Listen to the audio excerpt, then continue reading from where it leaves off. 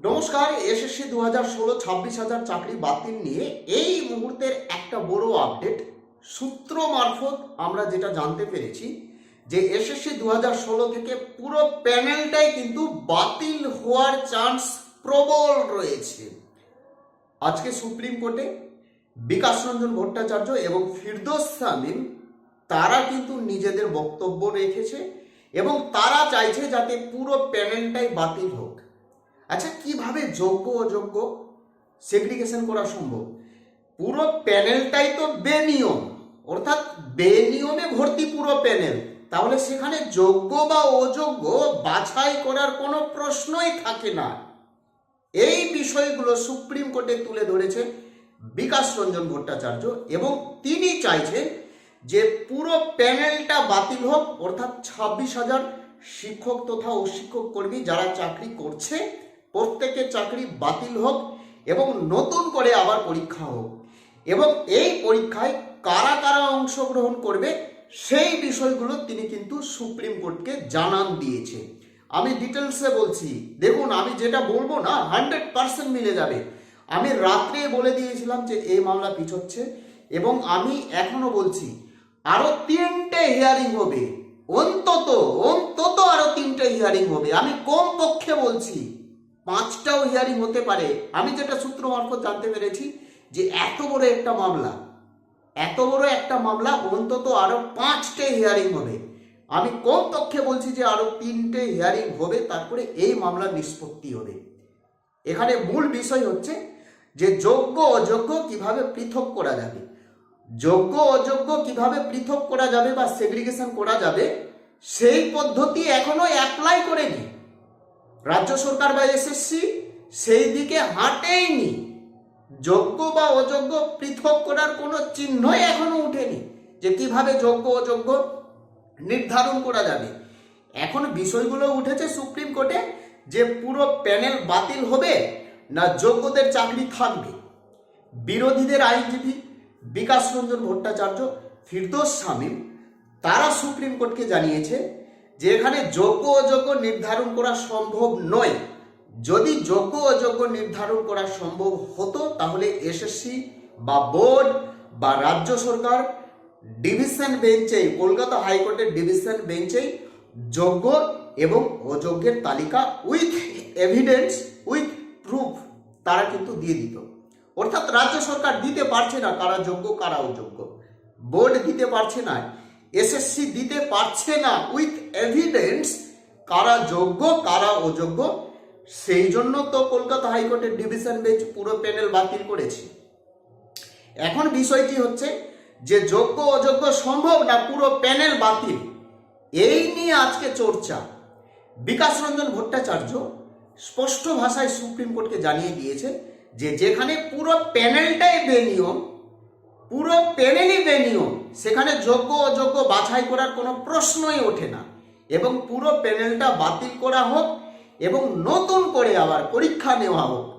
কারা পরীক্ষায় অংশগ্রহণ করবে? এই যে 25 থেকে 30 লক্ষ ছেলে মেয়ে SSC group C group D থেকে নবম দশম এবং একাদশ দ্বাদশ শ্রেণী থেকে যারা পরীক্ষা দিয়েছিল 2016 এসএসসির নোটিফিকেশন অনুযায়ী, তারা কিন্তু আবার পরীক্ষা দেবে। যাদের বয়স পেরিয়ে গেছে সেখানে ছাড় থাকবে, একটা সিস্টেমে নিয়ে আসা হবে এবং প্রত্যেকে পরীক্ষা দেবে। যারা কোয়ালিফাই করবে তারাই কিন্তু, যারা র্যাঙ্কে আসবে তারাই কিন্তু এখানে চাকরি পাবে। অর্থাৎ নতুন করে আবার চাকরি, নতুন করে র্যাঙ্ক তৈরি, নতুন করে পরীক্ষা, আবার নতুন করে চাকরি। এই বিষয়গুলো সুপ্রিম কোর্টকে জানিয়েছে এবং এত প্রকার চুরি হয়েছে, এত প্রকার দুর্নীতি হয়েছে, চুরি এবং দুর্নীতির কোনো সীমা নেই, একেবারে সীমাহীন চুরি এবং দুর্নীতি। এসএসসির চেয়ারম্যান, বোর্ডের উচ্চপদস্থ আধিকারিক, এসএসসির আইনজীবী, রাজ্য সরকারের আইনজীবী আজকে মুখ খুলতে পারেনি যেভাবে বিকাশ রঞ্জন ভট্টাচার্য এবং ফিরদৌস শামীম মুভমেন্ট করেছে সুপ্রিম কোর্টে। যারা যোগ্য প্রার্থী রয়েছেন তারা অবশ্যই আমার কথাগুলো বুঝতে পারছেন এবং আমি এখনো বারবার বলছি সুপ্রিম কোর্ট সেই পথেই হাঁটুক, যারা যোগ্য প্রার্থী তাদের যাতে চাকরি থাকুক এবং যারা অযোগ্য প্রার্থী তাদের যাতে চাকরি ঢাকি সমেত বিসর্জন হোক এবং সেই দালাল নেতা নেত্রীদের জেল যাইবেন চাকরি পিসিং, এই ব্যবস্থা কিন্তু সুপ্রিম কোর্টকে করতেই হবে। এটা আমার দাবি।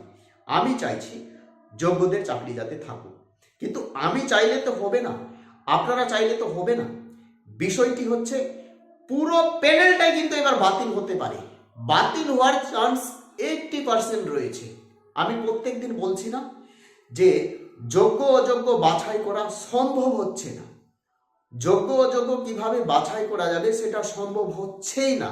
শুধু রাজ্য সরকার বলছে যে প্রায় 5 থেকে 5,500 ছেলে মেয়ে রয়েছে SSC group C group D তথা নবম দশম এবং একাদশ দ্বাদশ শ্রেণী, এই মতো একটা তালিকা তৈরি করে রেখেছে যে প্রায় 5.5 থেকে 5,500 ম্যাক্সিমাম এরা হচ্ছে অযোগ্য 26,000-এর মধ্যে।